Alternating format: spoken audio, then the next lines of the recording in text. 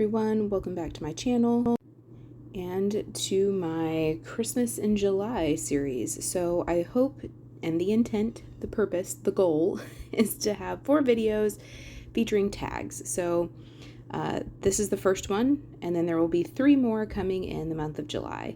I don't know if anybody else celebrates Christmas in July, but we do, and I like to, because I am short for time, I'm going to do tags. So those are a little bit easier for me to tackle, and if I have to take a break to tend to a child, it's easier for me to come back to this than to have a larger, I guess, card project going on. So we're going to make tags, and I am showing you that we are going to do some glimmering today. We're going to do some hot foiling. So I have my glimmer machine heating up right now.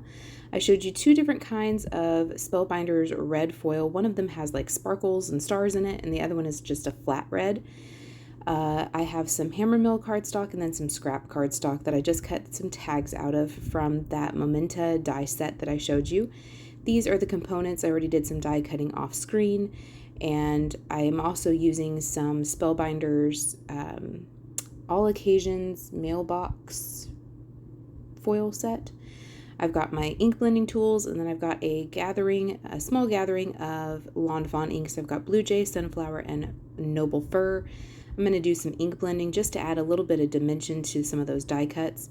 While my glimmer machine is heating up, I'm going to use that Spellbinders foil to cut out one of those sentiments. This one says, "Please deliver to Santa," I believe. It has some like greenery at the top and the bottom. This fit practically perfect on these tags, and I'm just going to cut out little squares to go behind each and every one of these tags. I am using some heat-resistant tape. This actually I bought for the purpose of like using on my t-shirts when I make t-shirts, but it actually works super well for this. I purchased that tape off of Amazon. It doesn't leave a sticky residue. It doesn't tear the cardstock. It's practically perfect. So once that second green light turned solid, I hit the timer button, and I put the pretty side of the foil touching the pretty side of the plate, taped all of that in place, and ran it through once my timer button had turned solid. When you first press it, it flashes. When it's solid, that means it is done. And then I can run that through your die cut machine. I have a Spellbinders Platinum, and I'm going to run that through and then peel and reveal. I did have a little tiny bit of overfoiling kind of in between the words because this text is so itty bitty, but really not a whole lot. The first go around, I did run that back and forth through my die cut machine. As that plate got hotter, I discovered that I was getting more overfoiling doing that. So the 3rd and 4th attempt, I didn't actually run it back and forth. I just ran it through once, really slow. I feel like as my plates get hotter, I don't have to run it back and forth as much. You just run it through one time and it's usually fine. So as I foil, I'm going to multitask, and I'm going to add some ink blending to some of these die cuts. The only one that's not going to get any ink blending is the gold foil bell. There was no reason to add dimension to that. Plus it was a slick surface and ink wasn't going to adhere to it. So just the die cuts. This is Paper Studio cardstock, so just cardstock from Hobby Lobby. So it's on the thinner side. It's probably a 65 pound, but it works fine for these tags. So in order to get the 3D dimension on these tags, you have to cut 3 of each. Now, if you wanted to stretch these and get more use out of them and make them almost into like an ornament for a small little tree you may have, cut out 4 and glue them all together, and then you have like a little 3D ornament. So that's another use for this particular die set. This die set does have a holly branch in there, but I didn't want to use that. I wanted to use the tree, the sunflower, the bell, and like that star shape. So for the yellow cardstock, I went through with the sunflower ink. I applied what I thought was a very heavy hand to that. I end up going back with carrot ink just to make it darker. I felt like that sunflower just didn't give me kind of the depth and dimension I was looking for. And so I do end up going back and adding carrot instead, also a Fawn ink. I haven't used my Lawn Fawn inks in a long time, and so I decided I would give those a go. For the Christmas tree, I used Noble Fir, and then for the snowflake, I'm using Blue Jay. For the star, the tree, and the snowflake, I'm just adding it kind of to the center. I'm using my smaller blending brushes just because these are fairly small. The bigger ones, I think I would have lost all of the color of the cardstock. So this is me coming back in with the carrot ink and applying a much heavier hand just to the center, and that was perfect. As you can see in that top left, I have finished all the foiling, and I went through and did that while I was ink blending a lot of these die cuts. I'm using my small blending brushes that I purchased off the Amazon, but wait for it, it'll come to me. They're my favorite company, one of my favorite. They're from Texas. Oh, Pink Fresh, hello. Woo. Pink Fresh Studio has ones that look pretty much exactly like this. So in order to get rid of a little bit this overfoiling, like I said, I had some kind of in between the letters, like the center of the O, the center of the D, that kind of stuff. I'm just taking a plain white eraser and very gently and very lightly going over those areas that had just a little bit of overfoiling to remove it. One of them I had kind of like a double foil, but it wasn't bad enough that I felt like I had to redo it. Plus, I'd already put everything away, and I wasn't about to get it back out. I was lazy. So I just went through and applied, erased a little bit of that overfoiling on all the ones that I had some. And then here, these are going to be the front of the tags. And I wanted to have just a little bit of color and interest to these. You could stencil on the top of these. You could apply a gel paste or almost do like a mixed media effect. I wanted to keep them fairly simple. These are a tag. Eventually they're going to get ripped off the package and chucked. So I don't spend a whole lot of time on tags.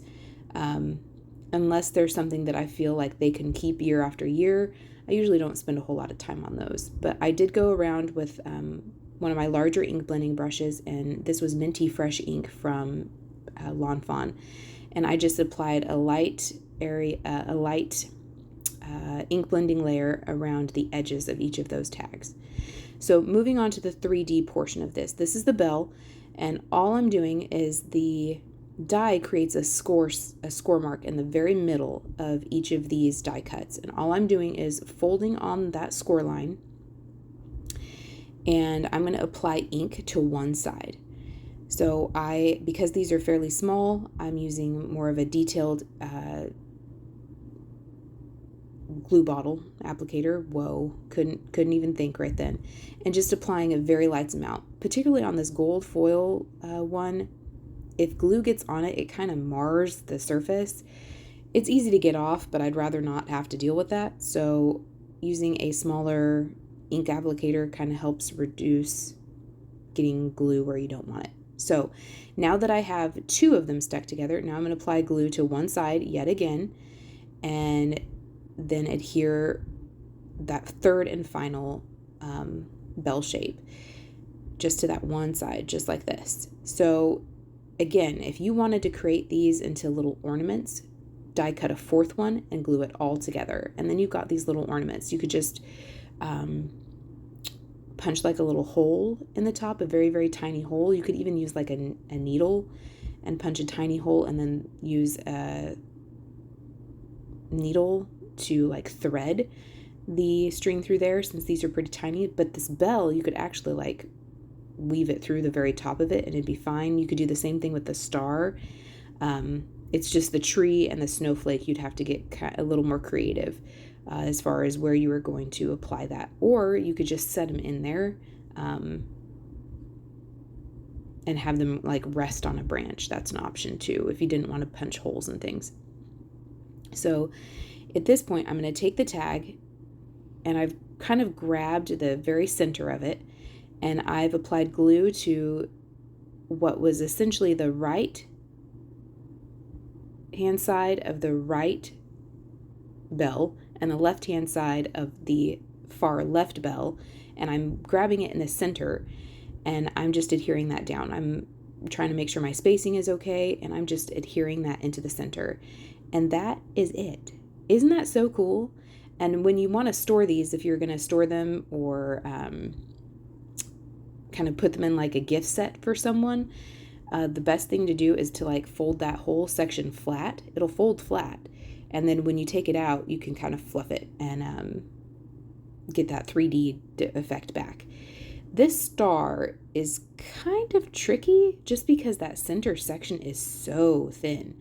I eventually got to the point where I didn't even worry about that so much. I just tried to line up the 3 points on the side, and I didn't necessarily worry about that top and bottom point. And then it's just the same process. You glue one side to the other, just like we did with the bell. This star was probably the trickiest, and then it was probably the snowflake, and then the tree and the bell were probably the easiest, but it's just the same process over and over for each one of these. So I just repeated that process for every single one of those, and then adhered them kind of toward the bottom center of each of these. And then I'm going to take one of the foil tags and I'm going to glue it to the back of one of the tags that has the 3D element to it. And I'm going to do that for every single one of these.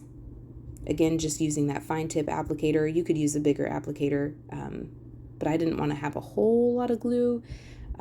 This paper isn't super thin, but it's not like super duper thick either. And if you get a lot of glue, it can kind of warp the paper a little bit, and I didn't want to run the risk of that. So I just went around and adhered each of these together, and then we will move on to the next step. So this is all of them done. I felt like the tree and the snowflake needed a little more interest. So I'm just taking a Sakura Jelly Roll pen in the 8, and I'm just applying what would pseudo look like snow. It's just literally a line on the bottom of each of these little branches. That's all I'm doing. And I'm going to do that to each and every side, to each and every branch. I'm going to do the same thing to the snowflake with that white Jelly Roll pen.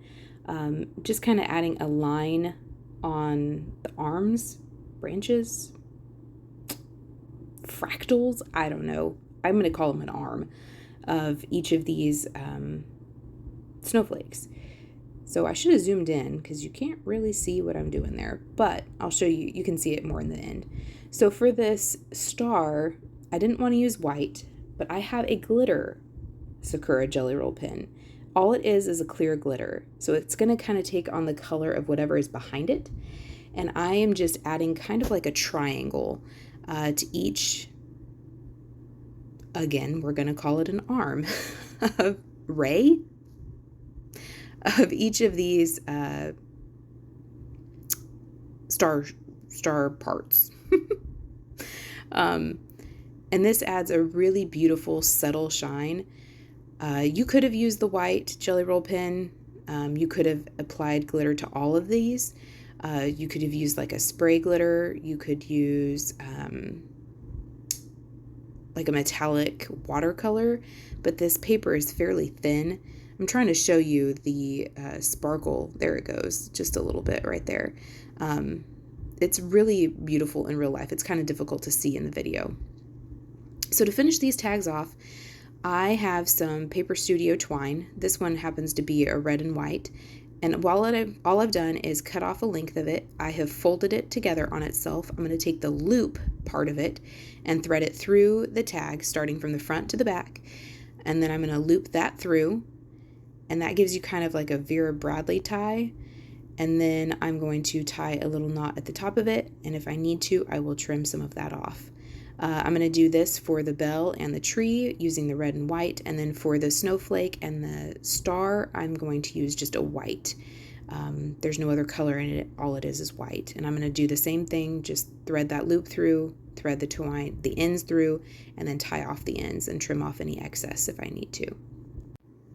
So this is all of them done. You can see some of that white detail a little better. I'm going to hold up this one so you can hopefully see some of that sparkle. It's just barely kind of peeking out. It adds a really nice subtle touch. Again, if you're going to store them, just fold them flat.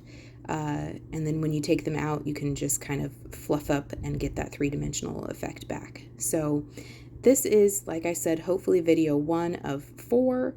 and all I'm going to do is focus on Christmas tags at this point.